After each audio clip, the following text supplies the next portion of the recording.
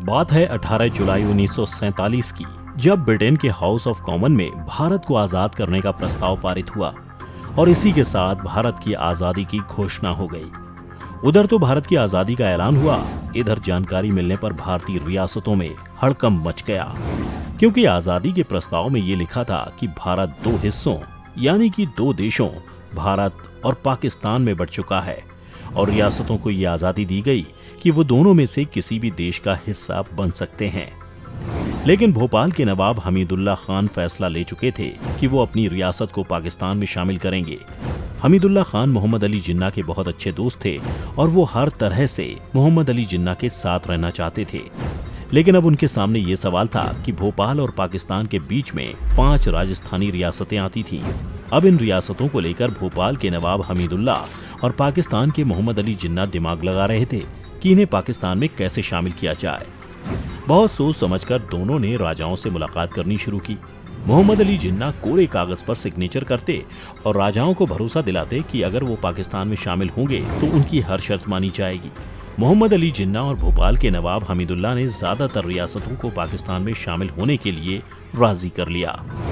लेकिन एक देशभक्त राजा की देशभक्ति के कारण दोनों का बना बनाया खेल बिगड़ गया।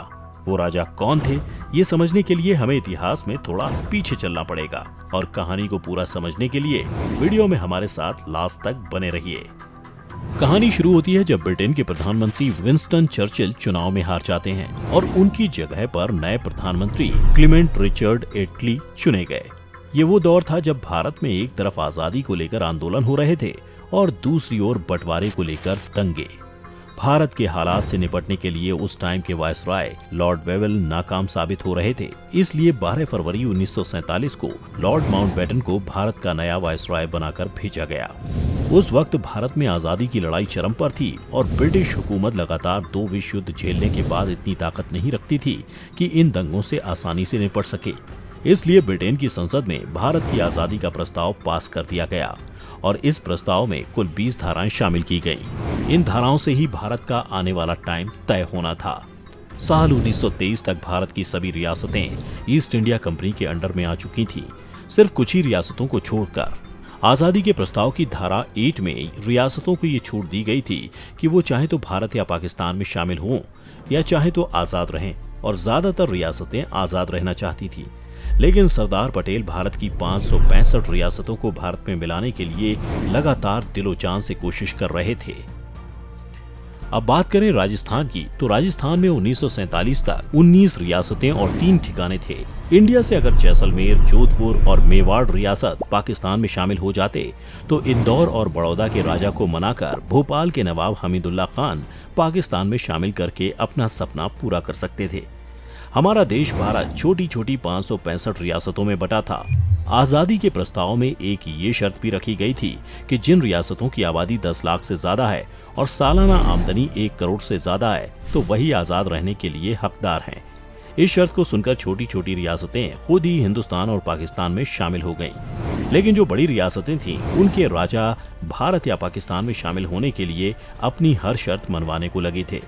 मोहम्मद अली जिन्ना ने राजाओं की इस लालसा का फायदा उठाया। हमीदुल्लाह खान उस दौर में नरेंद्र मंडल के अध्यक्ष थे। नरेंद्र मंडल भारतीय रियासतों का एक संगठन था जो उस दौर में राजाओं के हक के लिए बना था।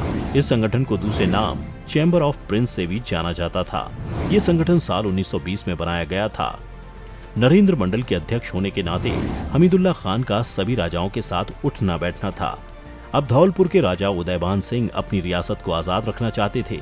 वो हिंदुस्तान या पाकिस्तान किसी में भी खुद को शामिल नहीं करना चाहते थे। ये देखकर नवाब हमीदुल्लाह और मोहम्मद अली जिन्ना ने जल्दी से जैसलमेर, जोधपुर और मेवाड़ के राजाओं को मनाने की कवायद शुरू कर दी। भारत में 5 जुलाई 1947 को रियासती विभाग बनाया गया, जिसके अध्यक्ष सरदार पटेल बने और वीपी मेनन सचिव बने। वीपी मेनन लॉर्ड माउंटबेटन के संवैधानिक सलाहकार भी रह चुके थे।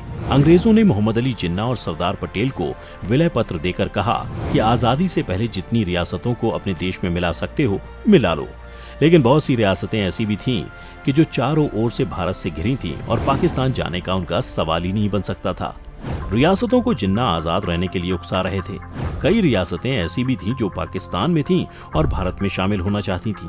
ऐसी रियासतों को धौलपुर के राजा उदयभान सिंह हमीदुल्लाह के साथ मिलकर पाकिस्तान में जाने के लिए राजी कर रहे थे। कहते हैं मोहम्मद अली जिन्ना धौलपुर के राजा को मनाने में कामयाब रहे। धौलपुर के राजा हनवंत सिंह भारत में शामिल होने की घोषणा कर चुके थे, लेकिन जिन्ना और भोपाल के नवाब हमीदुल्लाह और उदयभान सिंह ने मिलकर उन्हें पाकिस्तान में शामिल करने के लिए राजी कर लिया। हनवंत सिंह जैसलमेर के राजा महारावल को मनाने में जुट गए और दोनों को पाकिस्तान का हिस्सा बनाने के लिए तैयार कर लिया। जोधपुर और जैसलमेर दोनों ही बड़ी रियासतें थीं। दोनों की आबादी 10 लाख से ऊपर और सालाना आमदनी 1 करोड़ से ऊपर थी और जैसलमेर जोधपुर दोनों ही पाकिस्तान के करीब में थे।